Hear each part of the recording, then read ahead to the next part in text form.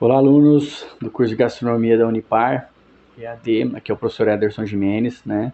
Eu sou responsável pela matéria de Gastronomia Brasileira, Cozinha Brasileira com vocês, e nós vamos falar um pouquinho sobre esse material, né?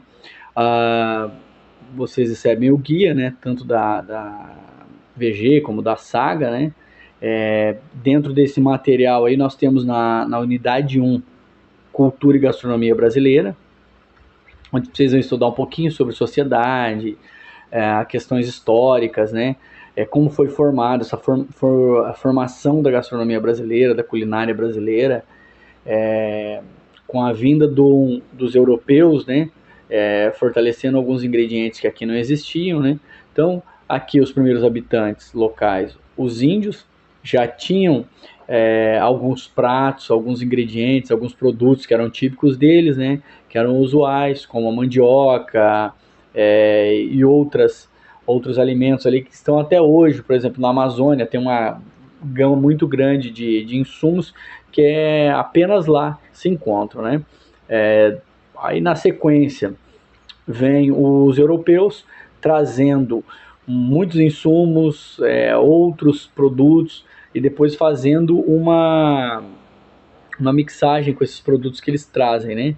Na sequência, também os africanos também fazem uma adaptação, conseguem trazer alguns ingredientes também para cá e acabam dando uma mesclada nessa gastronomia, né? Para a gente entender um pouquinho.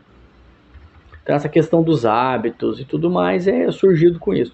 Então, a construção social, esses conceitos, né, os fatores históricos, eles acontecem com essa gama, né, com esse mix tanto de produtos como de pessoas que acabam surgindo, trazendo um pouco da sua cultura, um pouco dos seus conhecimentos, né?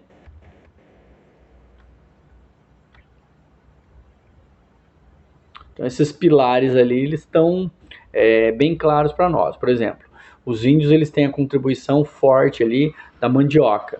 Então, trabalha-se muito com a mandioca ali e acaba tendo uma junção muito grande.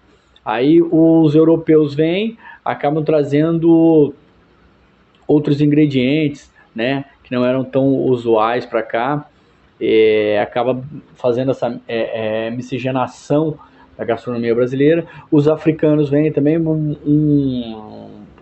mais ou menos uma ideia do que eles podem ter trazido ali, o dendê, por exemplo, né, o uso do dendê. Então já é um prato um pouco diferente, porque daí ele vai conseguir colocar em alguns pratos ali essa miscigenação.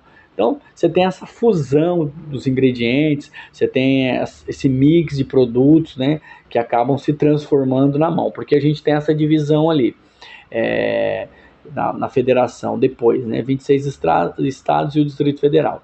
Então, quando a gente vai dividir esses estados ali, vocês vão ter a ideia, por exemplo, no norte, né?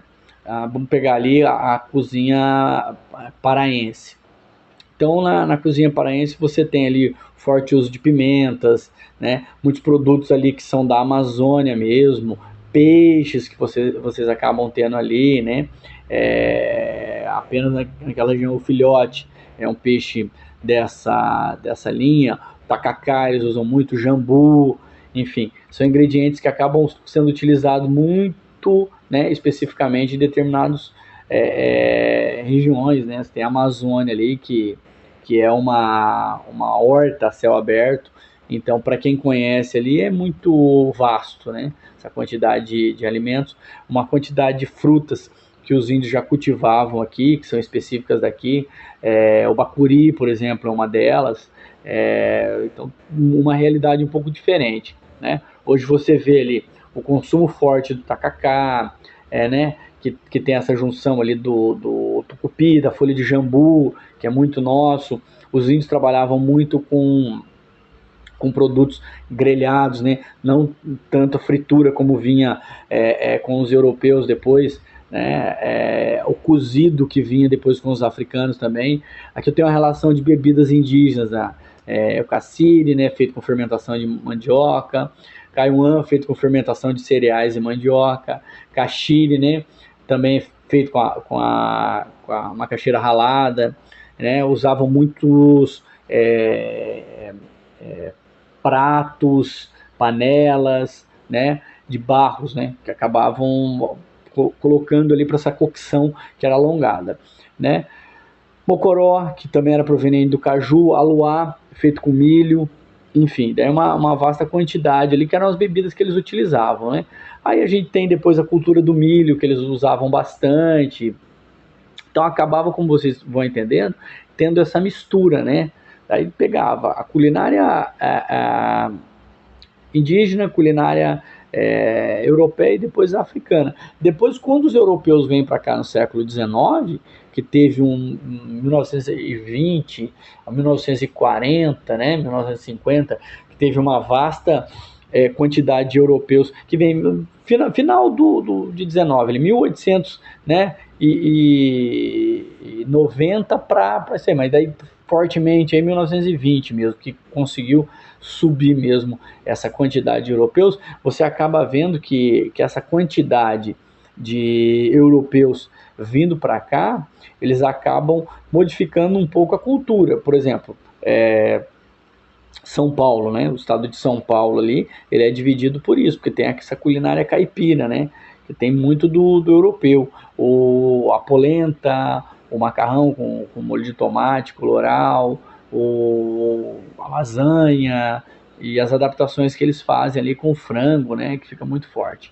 Na região sul, depois quando eles migram para cá, chegavam no Porto de Santos, né? Acabavam se dizimando ali por São Paulo e vinham para a região sul por questões de adaptação. Então, no Rio Grande do Sul é muito forte essa colonização de italianos e alemães, né? Tem uma quantidade pequena também ali de suíços, né?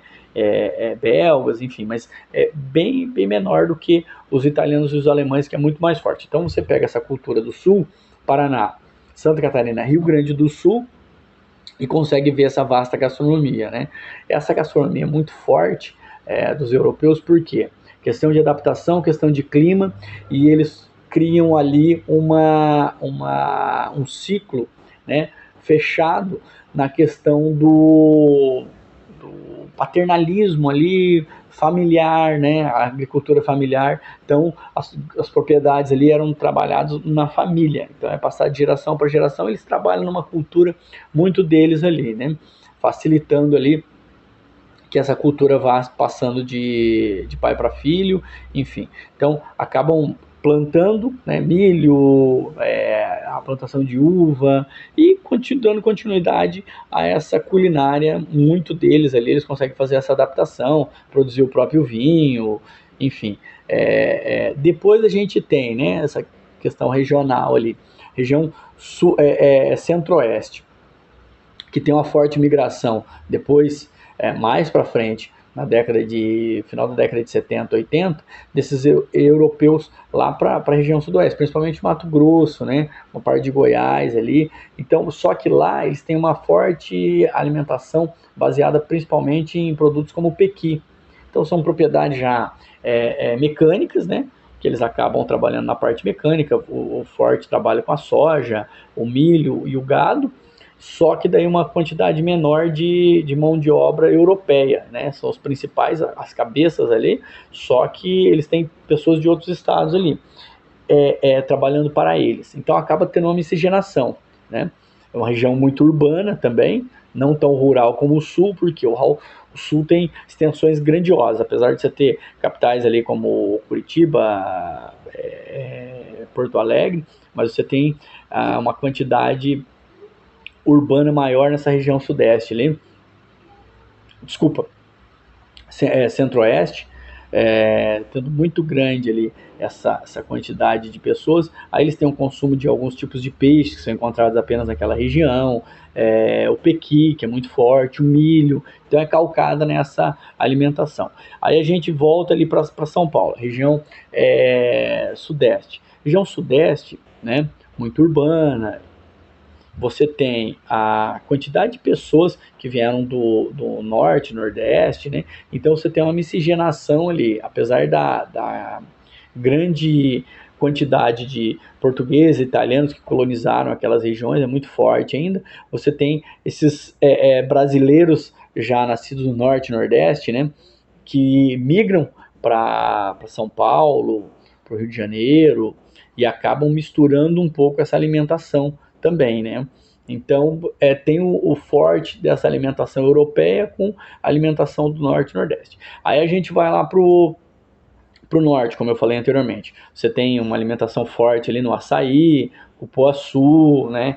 Peixes que você tem na bacia do Amazonas e são muito típicos de lá. Frutas, uma quantidade de frutas muito grande. É, é a base da alimentação deles também. Muita farinha, né? Diferenciada, pimentas, temperos e tudo mais. Depois nós vamos ali para a região norte do Brasil. Então, o norte é baseado nessa alimentação. Nordeste.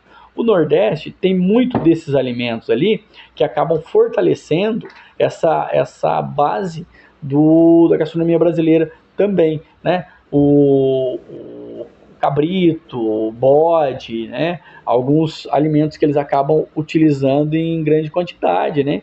E também a região. Então, vocês vão conseguir perceber no guia de vocês que fica muito claro essa quantidade de alimentos que o Brasil produz, né?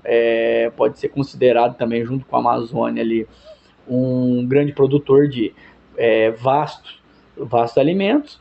Então, o guia ele facilita muito para vocês, tanto a questão de receitas, como as influências migratórias, né? Enfim, o que é feito em cada região, o que é distribuído, a bebida que eles acabam consumindo, né? Então, vocês têm uma facilidade muito grande, um suporte também muito grande, né? Das regiões brasileiras, Sul, Sudeste, Centro-Oeste, né? Acaba sendo um facilitador para vocês poderem verificar ali. Uma cozinha muito forte e robusta, que é a cozinha mineira, né? Que vocês vão acabar tendo uma surpresa com a quantidade de produtos e alimentos que tem, né? A influência hoje da cozinha japonesa em várias regiões do Brasil, devido a essa migração, os hábitos alimentares, os pratos típicos locais, né?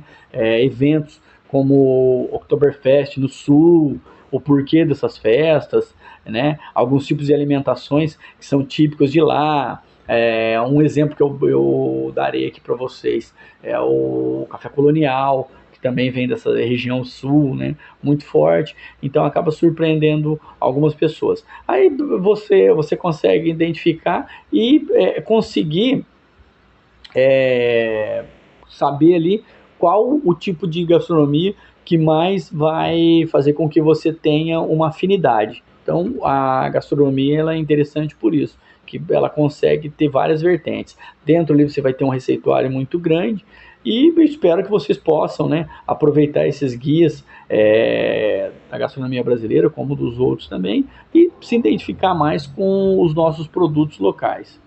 Bom, fico aqui à disposição para vocês, né?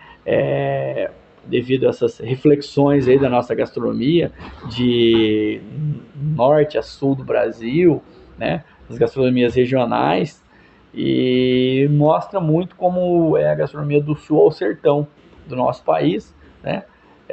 E essas definições dela. Bom, um abraço e bom proveito para vocês, bons estudos, que são importantíssimos para essa formação de vocês, até porque é a base da nossa alimentação, né? A gente aprender um pouquinho sobre todos esses insumos, a questão histórica, a questão cultural e as questões migratórias ali. Um abraço e até lá!